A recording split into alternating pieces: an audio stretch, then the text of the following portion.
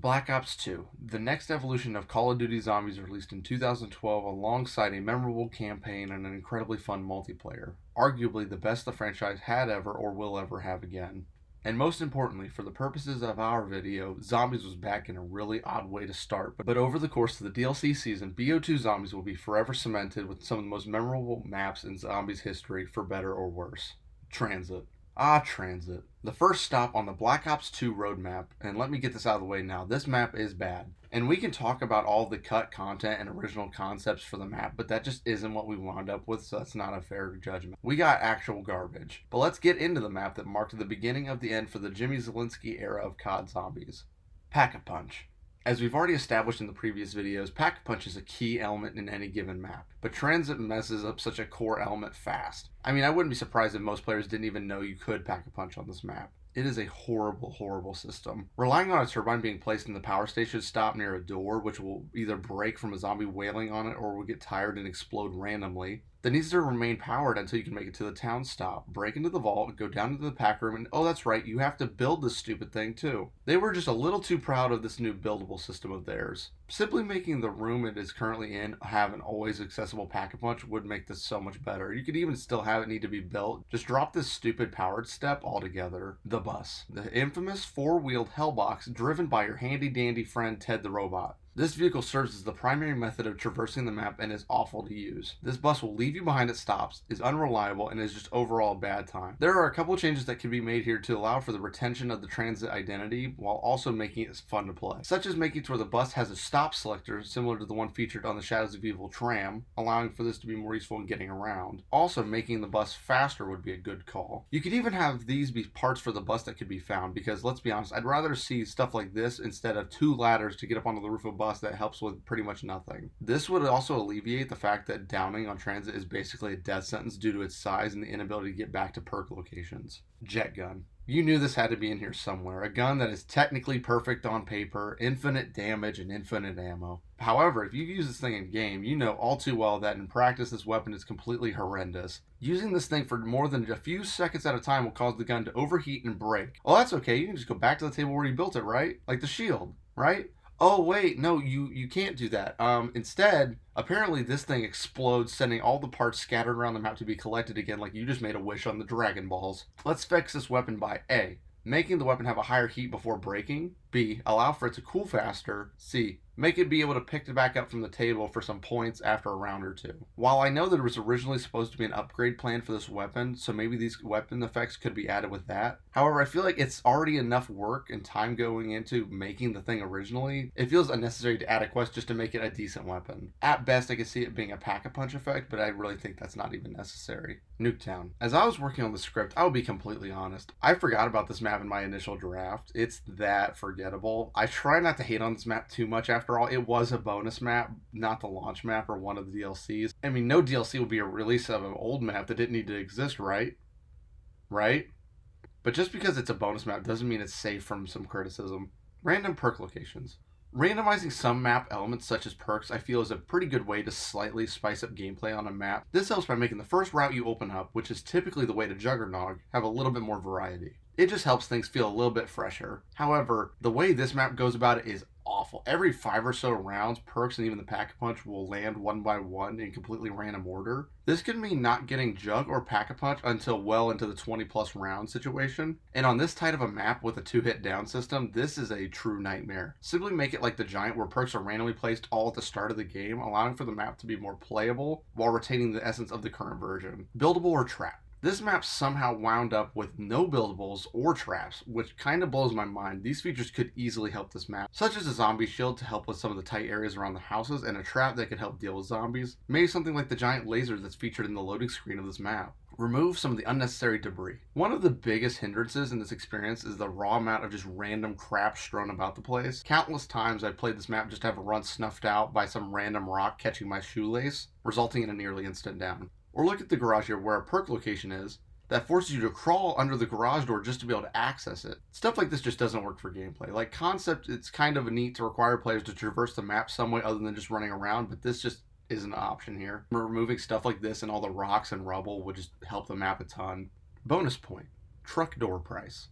This is a little bonus point since this map doesn't have a whole lot to talk about, but the truck in the middle that has the Galvanuckles in it is just way too expensive. I mean, it's 3,000 points, and I understand that there are more than a few wall buys in there. However, the most notable options are the AK-74U and the Galvanuckles, the latter of which is still at full price for 6,000 points. This door can be made cheaper or not needed at all if these wall buys were spread out throughout the map and simply leave the Galvanuckles in there. Die Rise. By far my least favorite map in the BO2 lineup, and I can't stress enough how little I enjoy this map. These Chinese skyscrapers with elevators that make you have a bad time to awkward map traversal, I just fundamentally dislike this map, and let's talk about it. The elevators and the key.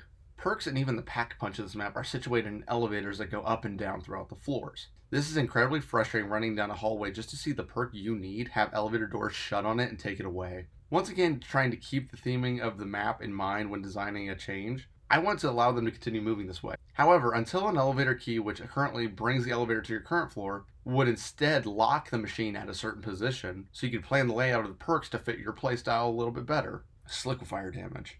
Oh, Sliquifier, the one redeeming factor of this map. Pre-patch, this thing was an absolute monster. For whatever reason, Treyarch thought this just couldn't stay fun, so they nerfed it. While it's still good, it's annoying that they felt the need to nerf this weapon. I would be fine if, to compensate for this, the parts for the weapon were spread out a little bit more instead of just being in one room. But just simply let the damage on this gun rise back up to where it was. I mean, just let the players have fun, Treyarch. Perks. There are two perks that really need to be discussed here. One isn't even available to buy but should be, and one is available but needs an overhaul to really be useful. The perk that would be a welcome addition to this map would be an obvious pick of PhD Flopper, which technically is in the map as a troll for players, but when part of this perk's abilities is negating fall damage and is a map built nearly entirely on the concept of verticality, maybe it makes just a little too much sense to have this perk. And the perk that needs a little bit of work is a pretty obvious pick as well, Who's Who. The pistol that this perk gives you while trying to revive yourself is terrible. An Unpack-a-Punch 1911 on a semi-decent round is never going to be able to get you to your body. The quick change here would be giving you whatever weapon you were currently holding when you downed to allow you to go pack yourself back up. In most situations, I feel like you're better off buying Quick Revive instead. Mob of the Dead. Here we go. The section of the video that I know you've all been waiting for. The real start of Black Ops 2, in my opinion. The beginning of light at the end of the tunnel for COD Zombies. Mob of the Dead. The highly stylized Alcatraz Island with ghostly implications in the map and the zombie storyline at large. Here we can get into some changes that are largely splitting hairs with a few exceptions as I rank all these final maps highly for the franchise at large. Starting weapons. Like I said, this map in so many other ways captures the essence of this era of mobsters trapped in this cycle of punishment. But one thing that I think could have furthered this would have been having the starter weapon be the revolvers that are shown in the opening cutscene. While this is a small detail, I feel like it would just really nail that final element of the map. Which, for the record, I believe, based off looking at it, it looks like a snub-nosed python, but I could be wrong. But I think that would really bring the map home, just a slightly different starting weapon to send the map over the edge. Perks. The perk selections in a lot of BO2 maps is questionable to say the least. And BO2 continues this in an odd way by having a map with such a large footprint yet not having a stamina machine. There's also, again, obviously a lack of PhD Flopper and Mule Kick, which I think all these perks should have been incorporated in the zombie outing. With the amount of cool and iconic weapons to the map, it's a shame to not have Mule Kick as an option to potentially carry 3 of them. As well as PhD is always a welcome addition to negate some extra splash damage or fall damage. Upgrading traps. The traps on Mob of the Dead are so iconic, like the acid trap and the fan trap, but there is one other trap that I think has something that is insanely cool. The sniper tower. The sniper tower is capable of being upgraded by activating it, going to Afterlife, and shocking 2 panels, turning it into an RPG tower. And I think this is an amazing idea, and giving this feature to other traps would feel really nice to make them have a little bit better performance, such as reducing their cooldown time. Buried. My absolute favorite of the Victus crew maps by a country mile. Has a great look, good gameplay, and memorable features. The perfect blend of Wild West and zombie killing action. Mosey into the saloon with me and let's get into the final Victus map of Black Ops 2 with some minor changes. More interesting power system. Like I said, we're really splitting hairs here, but it just doesn't feel genuine to have this old West town be powered by a generic switch. Like, for the sake of convenience, it is nice, but I feel it just doesn't speak to the map at all. Instead, it would be cool having to, say, shovel coal into some sort of steam generator, or something similar to that, where every so often you would have to resupply it to continue having power. I think something like this would be way more in line with the map, and would be well enjoyed to further the aesthetic at play here. Stables below Quick Revive. This is a quick one, but the barn building below Quick Revive just has nothing of note in it, and it just feels like wasted real estate on this size of a map. This can be improved by adding a few wall buys or even chalk spots to draw more weapons on the map, or a perk location, Leroy. Lastly, Leroy or Arthur, depending on where you're sourcing his name from, is incredibly useful towards the start of the game, but once he's opened up all the barricades and locked down the box, he really doesn't have much use unless you make him hold a crawler for the Easter egg. So I'm not really sure why there's a penalty for accidentally shooting him. It's just something that doesn't add to the map and is just a minor inconvenience, so I say let's just take this out altogether. Origins. It began long ago, on the battlefields of the Great War. The beginning of Jason Blundell's true vision for zombies, that is. Introducing my favorite iteration of the iconic 4 characters, Primus. Obviously Mob of the Dead was also Blundell, but this is really him. Everything that he would take forward for the most part stems from this map here. What was my favorite map is still highly regarded by myself and the community at large, but let's see what can be changed for this last BO2 entry. The staffs. One thing that always annoyed me when it came to Origins was the fact that not all staffs were created equally.